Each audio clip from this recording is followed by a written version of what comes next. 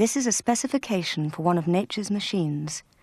Its design has taken 200 million years to perfect. Now the effectiveness of that design is about to be tested.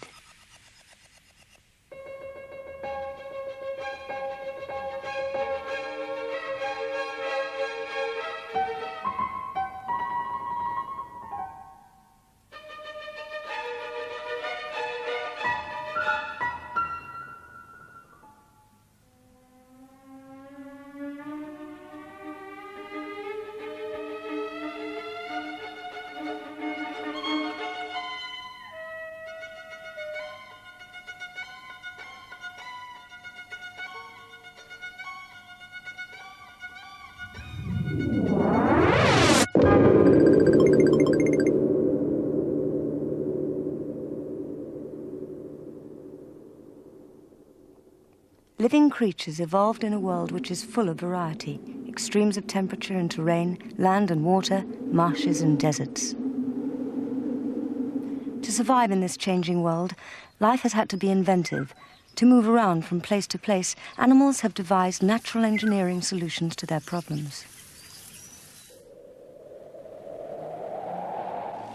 As a recent arrival, man doesn't have some of the agility and speed of the animals, but he makes up for this lack of skill by the ingenuity of his technology. Surrounded by a protective shell, we can travel wherever we like, however hostile. Now our machines have taken us into space. We have built ourselves sophisticated manipulators, and the computer revolution allows us to sit back while robots do our work for us. We're bringing it back to show. We're on page 1-6.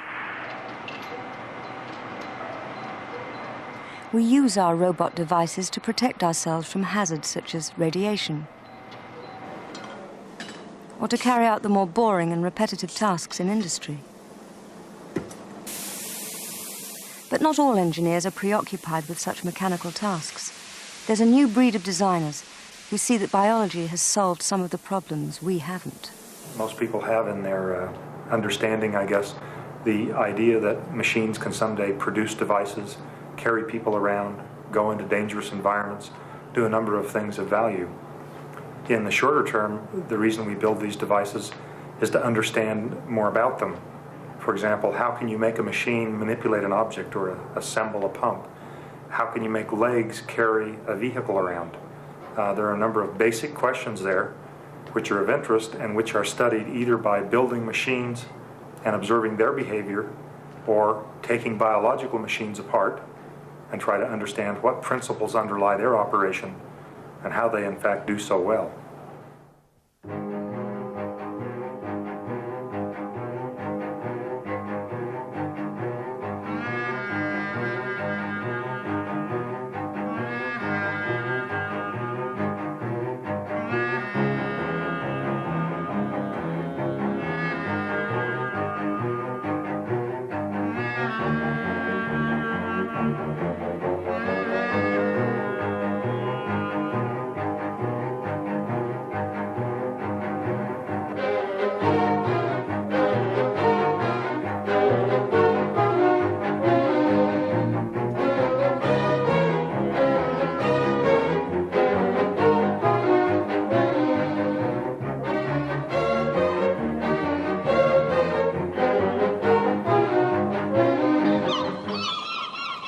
Wherever animals go and whatever they do, their movements are subject to the same laws of physics as any man-made device. We can often solve our own engineering problems by analyzing the successes of the other animals. Even the most advanced concepts, such as the variable geometry wing or swing wing, have been used by birds before man even existed.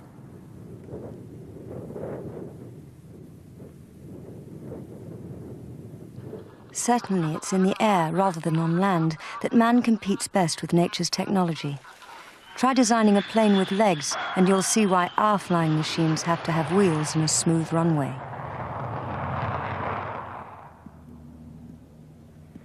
Of course, biological engineering doesn't solve these problems overnight. It takes a year for this baby to learn to control its legs so as to carry an irregularly shaped body while keeping upright at the same time.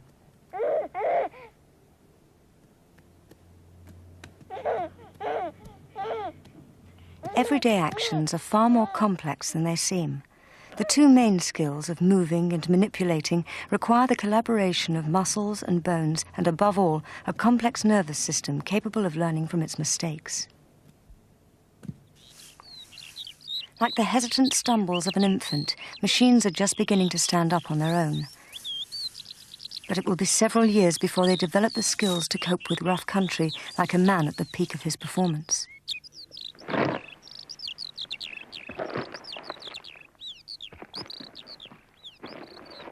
When legs have carried the body to the site of action, arms and hands come into play. They have evolved to perform the most complex engineering operations, although again, the skills take years to acquire. The human hand is a hard act to follow. It is capable of exerting great force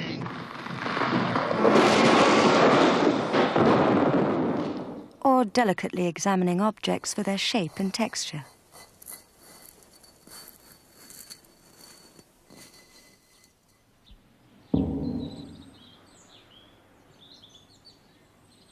Faced with achievements like these, how close are engineers to building a robotic version of this extraordinary device?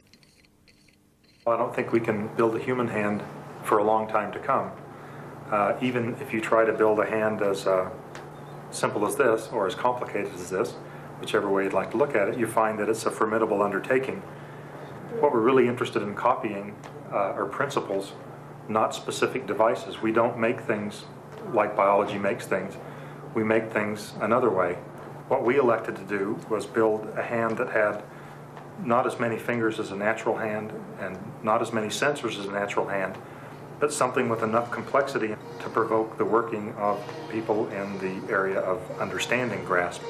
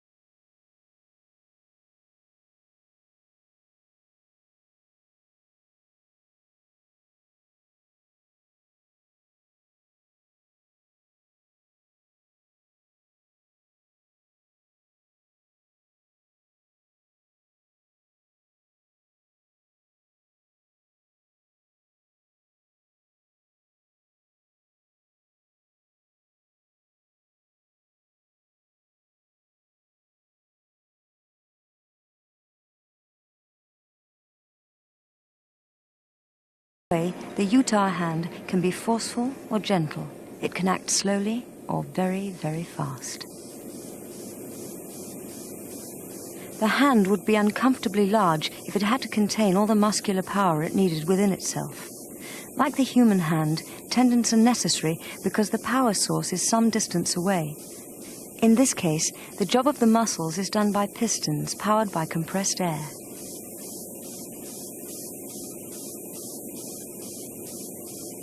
The sequence in which the pistons operate is under the control of a computer. For sheer reliability, human tendons still have the edge. Self-lubricated and self-renewing, they are extremely difficult to imitate. Weight for weight, their elastic strength is greater than mild steel.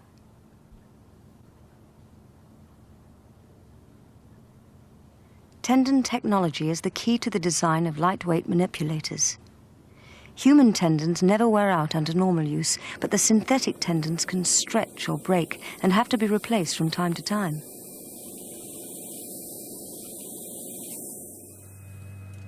This arm uses wires that combine the roles of both tendon and muscle.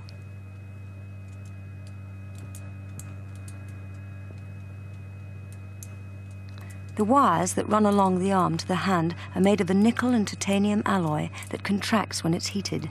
It gets hot when a current is sent along the wire, and this generates a force to move the hand. It's been built at Waseda University in Japan. Because the wires are so thin, the arm can be very light, and they're the nearest engineers have come to imitating the action of muscle fibers. The hand is a superb general-purpose tool, but in nature we can find manipulators that are sometimes adapted to very specific functions. Take the elephant's trunk, for instance. It is peculiar because it has no bones to give it rigidity. Yet if we look below the surface, we see a very ordered structure. First, there is a thick layer of muscles running along the trunk which can bend it in any direction. Underneath are spirally wound fibres to make the trunk twist. In the centre is a core of springy connective tissue around the nostrils. Radial muscles attach this to the surface. When these contract, the trunk gets longer. All these muscles are anchored in sheets of tendon. The result is a very flexible manipulator, precise and delicate when it needs to be, but capable of a wide variety of activities involving different amounts of force.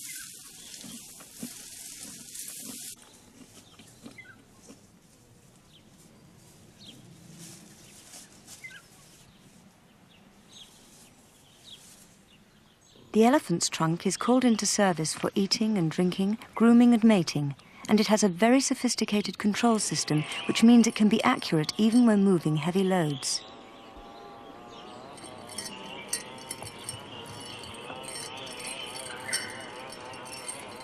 For engineers, obtaining this degree of control over flexibility creates problems. If you consider your hand, if you hold it out in front of you and then suddenly apply a load, your hand gives. For instance, if I want to take this book and suddenly drop it on this hand, then the hand gives. And the amount that the hand gives to the load is termed the compliance of this structure. And the sort of problems it causes, well, it can be both a problem and a feature. And the sort of problems that you might encounter is if you want to control this structure accurately at a large radius while carrying a heavy load. It's very difficult to make a very large manipulator which can carry a heavy load with slender proportions without it giving in some way. Similarly, you may want to actually build a manipulator with exaggerated degrees of compliance, and it then becomes very difficult to control that manipulator accurately. The elephant's trunk was the inspiration for this compliant manipulator under development at Duke University. Imitating the muscle structure of the real thing needs some ingenuity. This is a bellows, and bellows operate in such a way that when they're pressurized, they simply extend. And the amount of extension depends on the amount of internal pressure. So this behaves unlike a muscle that contracts. This expands, but this has a similar action if one considers reinforcing such a bellows along the side.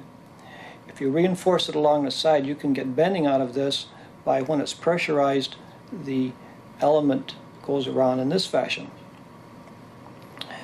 because one side cannot expand and the other side does. Now, in the animal elements, one side contracts and the other side remains the same, but it gives the same effect. So that's the analogy. A third element is a twisting element, and this gives wrist action. These have helical windings, and when this element is pressurized, it simply twists.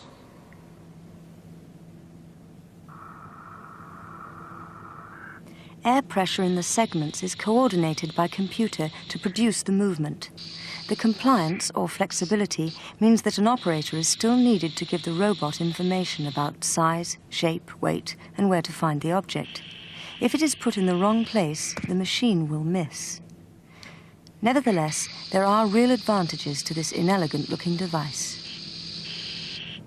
I think there are three advantages to these robotic limbs. The first one is that they're fast-acting. The lighter weight something is, the faster it will move under a given set of forces. The second advantage is that they're relatively light in weight. They can carry much more than self-weight and payload. The third advantage is that these limbs are robust.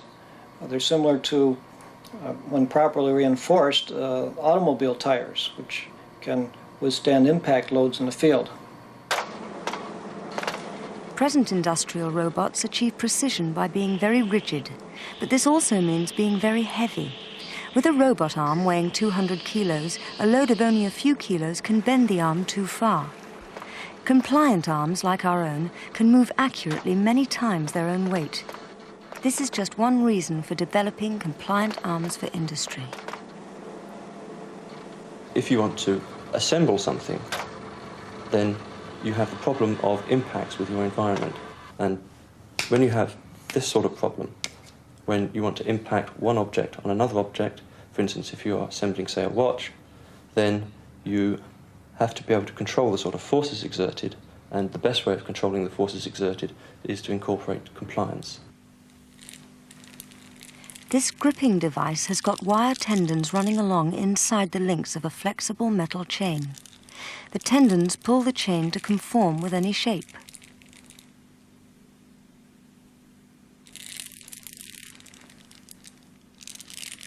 It is compliance that allows it to apply its grip with even pressure to any shape, even though it has no concept of the outline of the shape. It's one of the latest products of Japanese robot technology, and it can apply its grip with even pressure to any shape, compliant or not. This product gets its design from the pliable form of the snake. Snakes have bodies that allow them both to move and to manipulate with the same simple engineering design.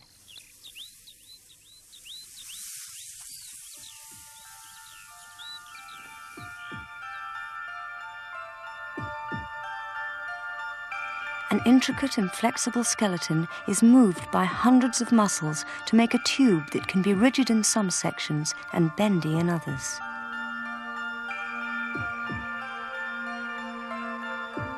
Each segment of the snake is controlled by a separate section of the spinal cord so that it can carry out feats like this, clinging tightly to a tree with its back end while using its front like a flexible manipulating arm. For engineers who want to gain access to tight corners, snake technology has been a fruitful source of ideas. The Central Electricity Generating Board has been working on this robot arm to help prepare nuclear reactors. Each segment follows the movement of the one in front, and so the operator only has to point the head, and the robot ensures that the rest of the body follows the same path. With closed-circuit television for eyes and a toolkit as fangs, the snake robot can be inserted through a convenient hole to reach the tight confines of the reactor. The serpentine movement of a snake converts sideways motion of the segments of its body into a fast slither forwards by pushing against the ground. The regular bends are produced by sequences of nervous impulses passing down the spinal cord.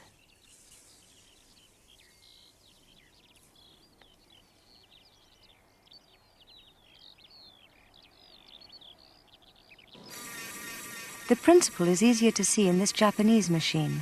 Although it's got wheels, they are not powered. All the forward movement comes from the bending of one segment in relation to the next one.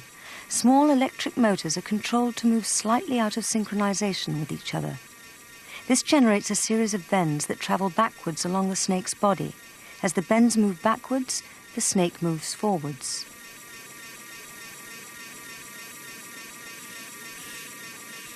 By changing the order in which it moves its sections, the snake can generate bends to cope with any type of narrow, irregular path, such as pipes. Could I get your attention, please? There has been a state of emergency declared on 3 mile hour. When safety systems failed here, it hit the headlines. Not so obvious was that a mobile inspection robot was used to reduce hazards to personnel trying to contain the emergency. Bomb disposal teams use robots with wheels, but there are plenty of situations where only a human with legs can go. This fact is not lost on the military, and that's the clue to the next key development in robot locomotion: machines with legs. The military has been interested in legged locomotion for quite some time, at least 20 years actively that I know of. The reason is that 50% of the dry land mass of the world is impassable to wheeled or tracked vehicles of any military design.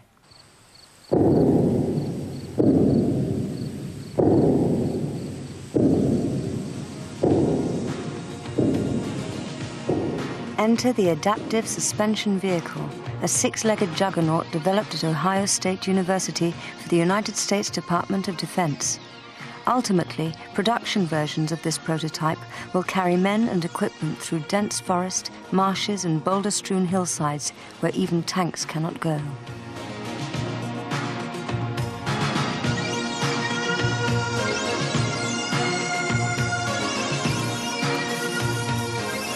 As we'll see, the work going on around the world is producing a new generation of walking robots that embody many principles of biology-based engineering. The propeller, rotating on an axle at the top of this tiny creature's body, is nature's only known attempt to invent the wheel.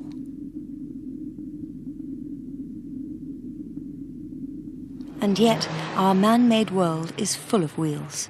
Has man improved on nature's technology? Not really, since we've had to invent roads for them to run on. Nature's solution, legs, is still the most versatile way of getting about on almost any surface, however rough.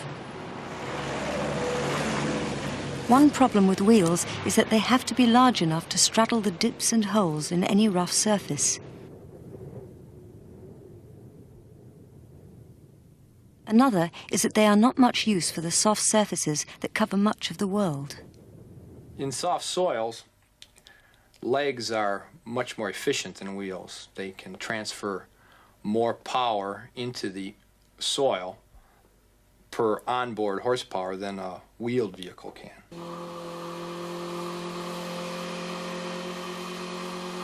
We've designed this machine so that the relationship between the operator and the machine is very analogous to that between a horse and a rider. The operator tells the machine through the hand controller which way he wants to go and how fast he wants to get there. And the machine does almost everything else, especially as far as where to place its feet and which ones to cycle, so that the machine can crab walk as it's moving forward. But equestrians can teach horses to do that on command too. Can teach a horse to walk sideways and even backwards. Our machine walks backwards much more readily than a horse will walk backwards. But that's because our machine isn't as smart as a horse and doesn't understand that it could trip and fall. The ride quality is somewhat similar to a horse. It tends to be a little bit bumpy, but we could smooth that out if we just had faster computers. Like a monstrous insect, this machine makes stately progress at 8 miles an hour on hydraulically powered legs, and it's all run from one motorcycle engine. Nature has been perfecting the design of legs since the first creatures crawled out of the sea 400 million years ago. There are many different designs of legs depending on the size and weight of the creature. Some animals have a lot, synchronized so they don't interfere with each other. Some smaller and lighter animals have widely spread legs to prevent them from toppling or even being blown over. Larger animals have their legs placed under the body like pillars to support their weight. For fast-moving animals with fewer legs, balance is more of a problem.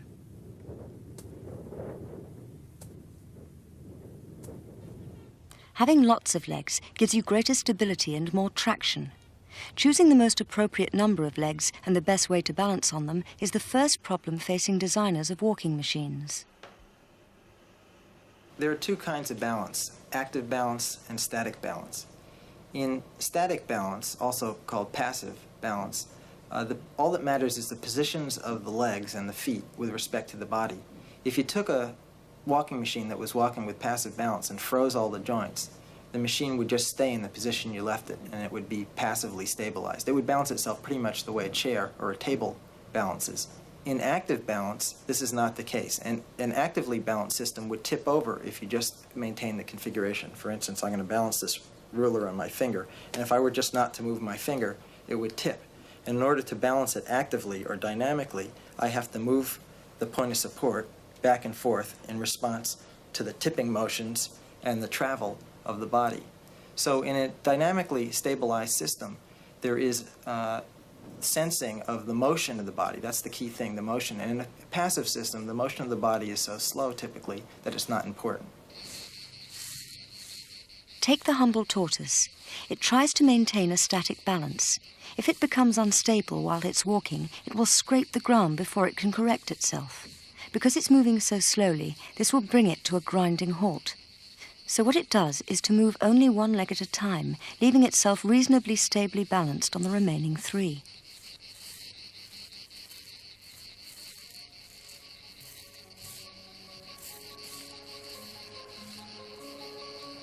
Its walking pattern is a moving tripod, a sort of peripatetic milking stool. As you can see, at any one time it always has at least 3 legs in contact with the ground.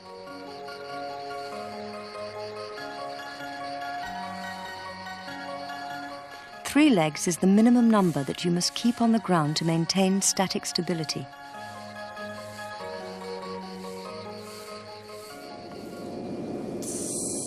One of the earliest attempts to imitate the 4-legged motion of animals was this walking truck, built by General Electric in the USA as far back as 1965. A human operator was suspended in the body, and he gave the commands to each of the legs through a hydraulic system that followed the movements of his arms and legs.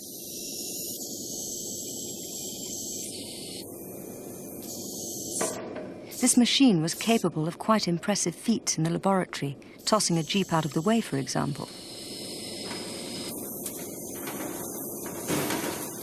But the strain of thinking about which leg to move next exhausted the operator after about 15 minutes, and he had to take a rest. Nevertheless, the walking truck was considered a landmark in the design of walking machines. A major development needed, if only to prevent exhaustion among operators, was some form of centralized control device that could take over some of the decision-making. This Japanese quadruped has a computer, fed with information from sensors that detect where the legs are at any one time and what the surrounding surface is like. Although it has no overall picture of the environment, it will respond to information received from its feet and negotiate obstacles or climb stairs with ease, if not grace.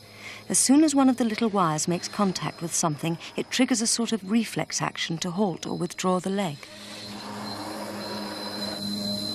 The problem with this 4-legged creeping gait is that there's only one tripod. To remain balanced, only one leg can move at a time.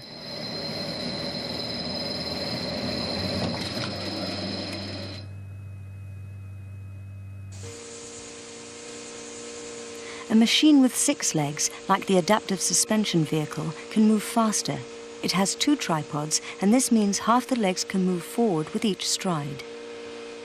It actually moves its legs like an insect in a pattern called the alternating tripod. At any one time, the insect is in contact with the ground through 2 legs on one side and 1 on the other, while moving the other 3 legs forward.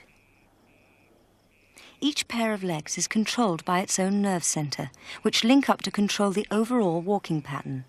It's this system that has been imitated in the world's first commercial walking machine, Odex 1.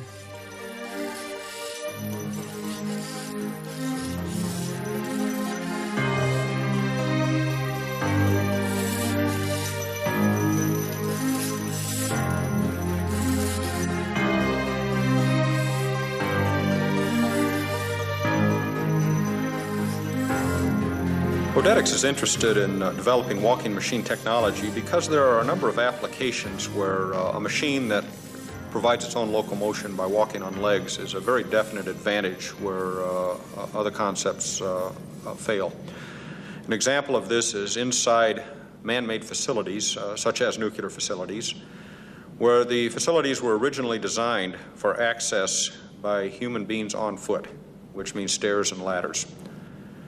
And these facilities now, of course, are operating with environments where humans can no longer go into these areas, yet there's the need for a machine to go in and do inspection and maintenance. ODEX-1 is radio-controlled, although it takes care of the guidance of its own legs. It can go up unfamiliar staircases and negotiate doorways. One day, it will have a sense of vision so it can see for itself where to go. The ability to avoid obstacles is essential if the machine is to work with man. In the man-made environment where the accessible pathways for the robot are very confined and very cluttered, it's extremely important that the walking machine be able to place its feet at very precise locations based on the available foot space. For this reason, we have opted to build a statically stable walking machine concept. And with that statically stable concept, we've chosen 6 legs because this affords the greatest speed efficiency while still maintaining static stability.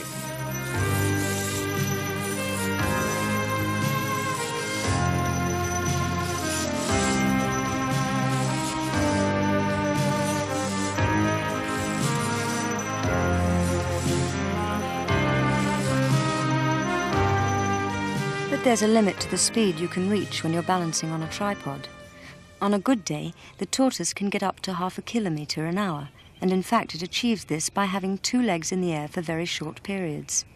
Because of this, the tortoise develops a wobble, but it can't afford to wobble very much. Animals that are seriously interested in speed often have no legs on the ground at all.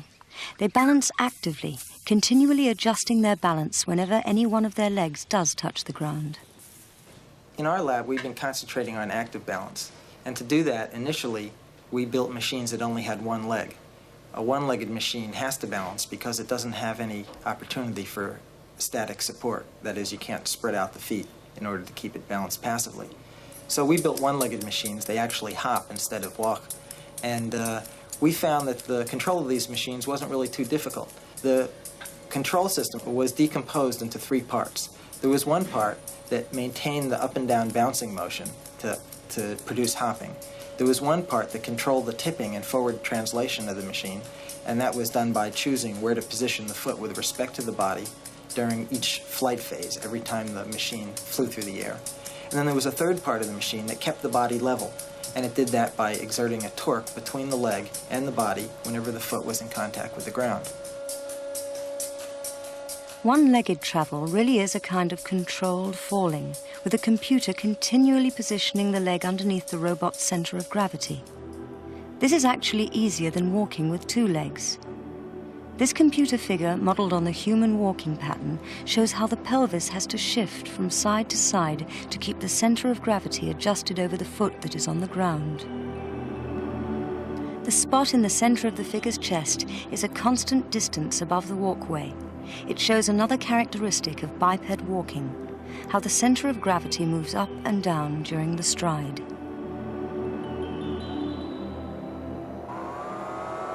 To reproduce this pattern in a robot is actually very difficult. This advanced Japanese biped is really quite an achievement. It's able to shift its whole body dynamically from one leg to the other with just about enough control to climb a set of stairs.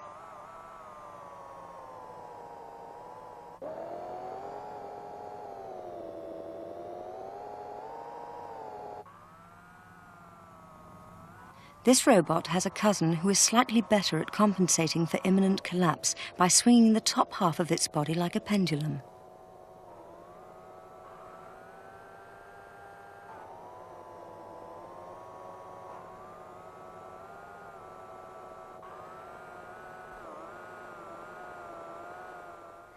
Walking's a bit like rolling on a broken wheel.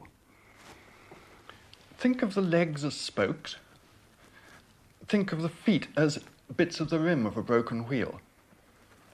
As we walk, we travel along on this wheel, but because the wheel is broken, we rise and fall. At one stage of the step, we're high.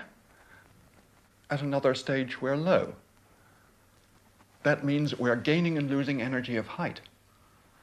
But also we're speeding up and slowing down. And what happens in walking is that as we go along, we're swapping energy back and forth, from energy of height to energy of movement and back again. It's the principle of the pendulum. And that's fine, provided you don't try to walk too fast. Because if you try to walk really fast, then at this stage of the stride where you're falling, you simply can't fall fast enough because gravity won't pull you down any faster. So above a certain speed, walking becomes impossible. You've got to do something else. And that something else is running. At the transition between walking and running, one leg pushes off before the other touches the ground. The gait changes to a series of controlled leaps. The body starts to bounce up and down even more than when walking, and the legs have to absorb a lot of energy on landing. They store the energy like springs and return it in the next stride.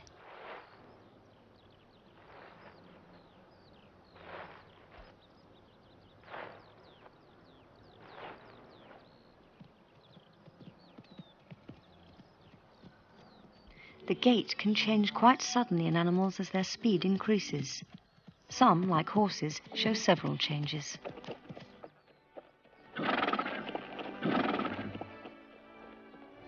A walking horse often has both left legs on the ground while both right legs are in the air, and vice versa.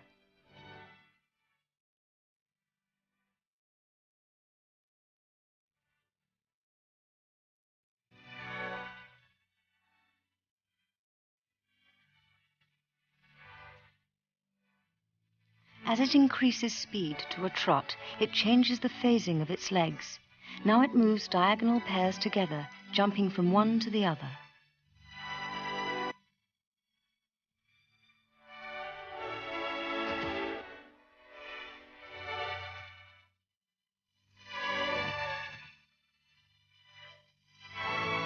As a trot speeds up to a gallop, the legs adjust their pacing to reach a state where the animal bounds from the back legs to the front, with each pair carrying out the movements of a two-legged runner.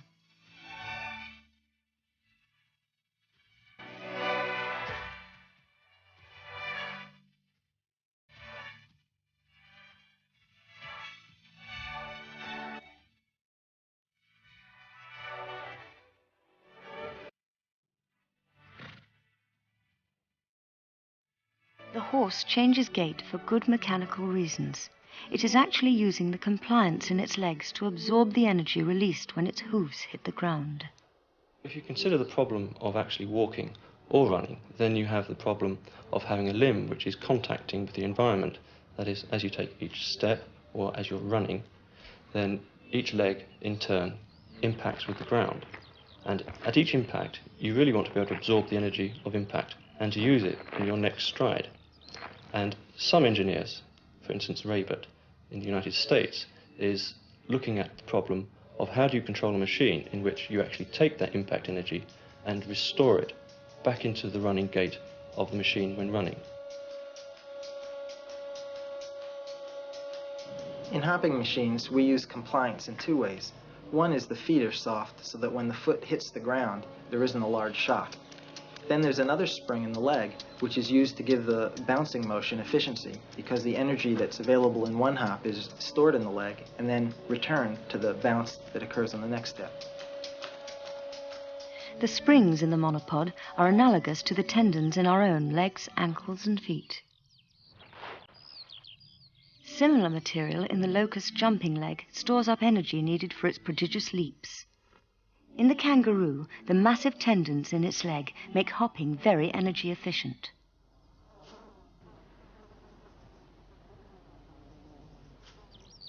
If we look again at the horse, we can start to explain why it has to change gait. When it changes from a walk to a trot, it starts to harness the compliant properties of its tendons as springs to store energy as it bounces up and down. Here I've got a model of the lower part of a horse's leg. Here's the hoof, here are bones, and here down the back of the leg, there are the tendons.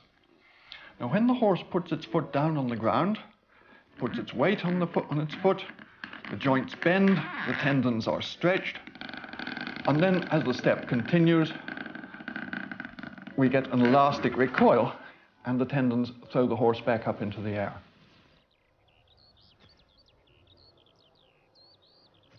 The springs in the legs are used to conserve the energy of the body bouncing up and down. But as the horse moves faster, more energy is wasted, just in swinging the legs backwards and forwards. To conserve that energy, it changes gait again to the gallop, and this brings a second set of springs into play.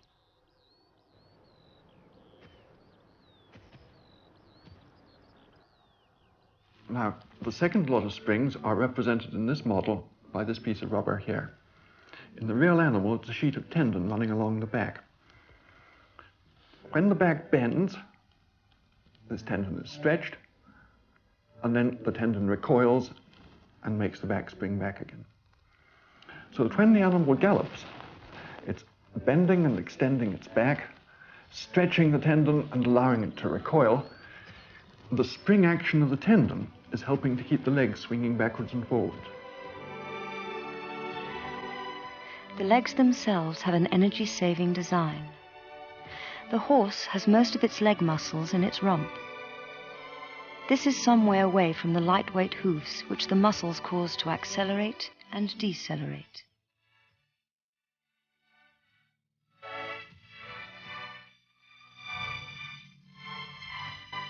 In this way, the parts of the horse that undergo the greatest changes in speed are also the lightest. In fact, changing gait is a bit like changing gear. With each change, the horse brings in a new set of springs to make the most economical use of its available energy.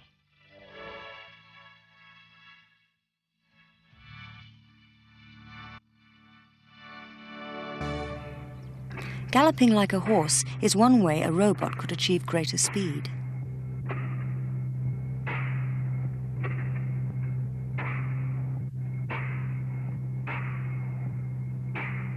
This galloping quadruped won't win the Grand National yet, but it could be another major step in the design of mobile robots.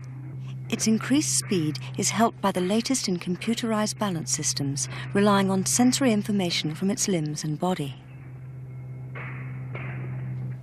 One of the technical ideas behind the walking truck was to use force feedback to give the operator a greater sense of interaction with the machine and the machine as it worked in the environment. The idea was that not only could the operator manipulate handles and pedals to cause the legs to move, but the environment could exert forces on the legs, and those would be fed back to the operator, so he would feel a fraction of those forces. And this allowed him to work much more intimately, and eventually led to dexterity and agility in the control of these machines. Modern walking machines have sensors in leg joints to tell them where the legs are. There are also sensors in the feet to tell them if they hit anything and when they are touching the ground.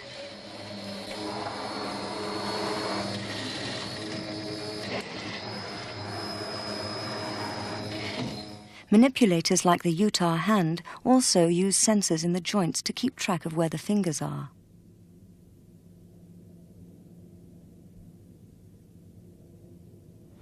There's a second kind of sensor that measures the behavior of the machine with respect to the outside world. And for us, the most important of those is the gyroscope. The gyroscopes measure what the orientation of the body is in space with respect to the vertical, and also what the facing direction of the machine is with respect to the direction of travel or with respect to the walls of the room. These principles have enabled this biped to come up with some very impressive robotic acrobatics.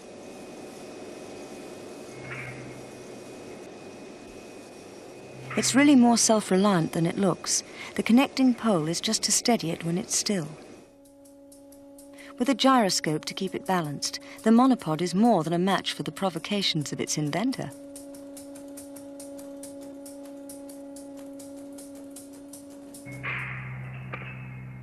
The value of gyroscopic balance becomes clearer when things go wrong. This biped can detect when a somersault is about to fail and work out how to regain its balance without looking foolish.